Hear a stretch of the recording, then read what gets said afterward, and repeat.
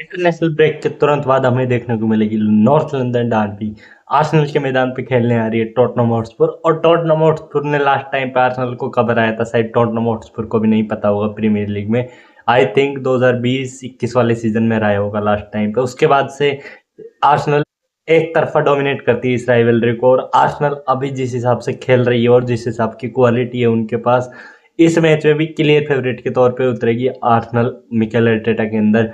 कुछ injury problem शायद हो सकते हैं, लेकिन मुझे लगता है उनकी स्क्वाड फिर भी वेल सेटल्ड है। मस्केरा है, हिनकाविया है, लुइस माइस के लिए डिफेंस में कोई प्रॉब्लम नहीं है उनके। मिडफील्ड अच्छा है उनका, बिना ओडिगार्ड के वो अच्छे से मैनेज कर पा रहे हैं इस सीजन, क्योंकि एजे आ चुके हैं जिससे उनके पास क्रिएटिविटी के ऑप्शन बढ़ गए हैं। और बिना ओडिगार्ड पिछले सीजन क्रिएटिविटी लेक करती थी, वो क्रिएटिविटी आ गई है अब एजे के आने से। साथ ही में माधुए के होने से लेफ्ट विंग पे भी ऑप्शन बन गया है एक, और राइट विंग पे बन गया है। ट्रोसार्ड अच्छे खेल रहे हैं, योकेरेस अच्छे खेल रहे हैं, और इस मैच से पहले तो शायद काई हावर्ट्स भी इंजरी से वापस आ जाएंगे। तो एक एक तरीके से बात करें तो बहुत ही ज्यादा वेल प्रिपेयर्ड और वेल सेटल टीम लग रही है आर्सेनल। वहीं दूसरी तरफ बात करें तो थॉमस फ्रैंक के अंडर टॉटनहम हॉटस्पर के कुछ अच्छे रिजल्ट्स देखने को मिले हैं, लेकिन थॉमस फ्रैंक के अंडर अभी तक टॉटनहम पूरी तरह सेटल नहीं हुई है जिस हिसाब से थॉमस फ्रैंक उनको खिलाना चाहते हैं।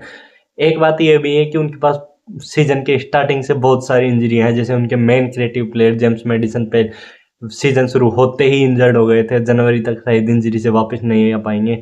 तो जब तक उनकी इंजरीज सॉल्व नहीं होती शायद थॉमस फ्रैंक की टीम पूरी तरह सेटल नहीं हो पाएगी। हालांकि कुछ अच्छे परफॉर्मेंस दिए हैं उनकी टीम ने अब तक, लेकिन एक लैक करती है उनके पास डीप लाइंग प्ले मेकर की कमी, और क्रिएटिविटी लैक करती है कुछ मैचों में।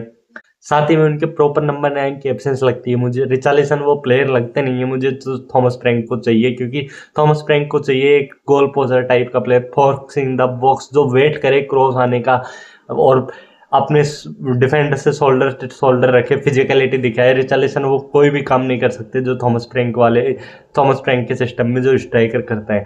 मैथाइस टेल से हम फिजिकलिटी डिमांड नहीं कर सकते। कोलोमुआनी है, लेकिन कोलोमुआनी इजी चांसेस मिस कर देते हैं, ये देखा गया है रिसेंट ईयर्स में कोलोमुआनी के साथ में। तो उनके पास स्ट्राइकिंग पोजीशन पे प्रॉब्लम है, साथ ही में क्रिएटिविटी नहीं है पाई रही है। जावी सिमंस अभी तक प्रीमियर लीग की फिजिकलिटी में सेटल ही नहीं हुए हैं, वो मैच ही नहीं कर पा रहे हैं। वो फिजिकलिटी प्रीमियर लीग की पेस को अडॉप्ट नहीं कर पा रहे हैं अभी तक जावी सिमंस, और वो एक बहुत बड़ा लूप होल बन चुका है कि उनकी साइनिंग इसलिए की गई थी जेम्स मेडिसन की एब्सेंस में, और जब जेम्स मेडिसन आ जाएंगे तब भी क्रिएटिविटी के ऑप्शन बढ़े रहे, लेकिन जावी सिमंस के होने से क्रिएटिविटी जो प्रोवाइड करने की सोच कर लाए थे जावी सिमंस को, वो अभी तक डिलीवर नहीं किया है उन्होंने, और उनकी कंसिस्टेंसी इशू है, वो परफॉर्म नहीं कर पाए हैं उस लेवल के जिस हिसाब से उनके पास टैलेंट है, जिस हिसाब की उनकी स्किल्स है उस हिसाब से।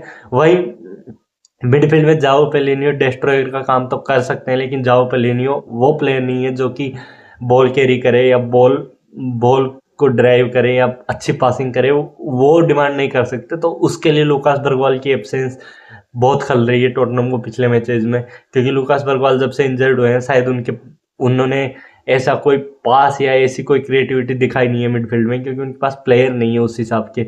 सार है, लेकिन बिसोमा है, लेकिन ये सारे डेस्ट्रॉयर टाइप के प्लेयर है। उडोगी का सीजन अच्छा जा रहा है अब तक।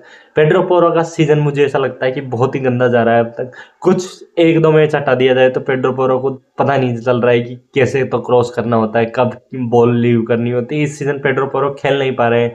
क्रॉसिंग और कॉर्नर स्किल सेट बढ़िया हुए हैं टॉटनहम के थॉमस फ्रैंक के अंडर। वन डेविन अच्छे खेल रहे हैं, क्रिस्टियन रोमेरो अच्छे खेल रहे हैं, डांसो अच्छे प्लेयर है। इतनी क्वालिटी तो है कि वो अच्छी परफॉर्मेंस दे सकते हैं एज ए सब्सिट्यूट आके, अगर उनकी नीड होती है तो ये क्वालिटी दोनों टीमों के पास सेट पीस पे ऐड कर सकती है, लेकिन आर्सेनल को मैं इसमें टॉप पे रखूंगी, क्योंकि आर्सेनल की ज़्यादा क्वालिटी है सेट पीस पे ऐड करने की। वहीं टॉटनहम सेट पीस पे गोल कंसीड कर देती है। मैनचेस्टर यूनाइटेड के अगेंस्ट भी उन्होंने लास्ट मिनट में सेट पीस पे गोल कंसीड कर दिए थे। हालांकि उनसे उम्मीद करते हैं कि सेट पीस पे अच्छी डिफेंडिंग करें जैसे कि आर्सेनल करती है, लेकिन आर्सेनल का सबसे बड़ा थ्रेट रहता है कि सेट पीस आते हैं कि आर्सेनल गोल मार सकती है। वहीं टॉटनहम को भी सेट पीस मिलेगा, तो क्या वो आर्सेनल की डिफेंसिव एबिलिटीज को पार करके सेट पीस से गोल स्कोर कर पाएंगे, स्पेशली कॉर्नर से। क्योंकि मुझे नहीं लगता दोनों टीमों के पास वो प्लेयर अवेलेबल है अभी जो सेट पीस फ्री किक से गोल स्कोर कर सकते हैं। आर्सेनल ने तो शायद पिछले कुछ समय में 2 ही फ्री किक स्कोर की थी, वो रियल मैड्रिड के अगेंस्ट थी। वहीं टॉटनहम का मुझे याद नहीं आता उन्होंने लास्ट फ्री किक कब स्कोर की है। और मेडिसन भी नहीं है, तो मुझे नहीं लगता इसमें टॉटनहम को मैं चांस दूंगा थोड़ा बहुत भी। इस मैच में मेरे को इजी 2-0 या 3-0 टाइप की विक्ट्री दिख रही है आर्सेनल की। अगर ज़्यादा ही लो ब्लॉक में सेटल हुए तो आर्सेनल को प्रॉब्लम तो हो सकती है, क्योंकि आर्सेनल भी उन टीमों के सामने स्ट्रगल करती है जो डिफेंसिवली अच्छी वर्क रेट दिखा देती है उनके सामने। क्योंकि इवन उनको इजी गोल कंसीड नहीं करते हैं, लेकिन इजी वे में वो स्कोर भी नहीं करते हैं। ये तो सच्चाई है आर्सेनल की माननी पड़ेगी हमें कि बहुत ज़्यादा आसानी से गोल स्कोर नहीं कर पाते हैं वो। जिन टीमों की लो ब्लॉक में सेटल हो जाती है वो उनके सामने शॉट्स लेते हैं, चांस बनाते हैं, लेकिन स्कोर नहीं कर पाते हैं इतने सारे गोल। जीत जाते हैं, 1-0 टाइप की विक्ट्री निकाल लेते हैं, लेकिन मैं 2-0 या 3-0 की विक्ट्री एक्सपेक्ट कर रहा हूँ।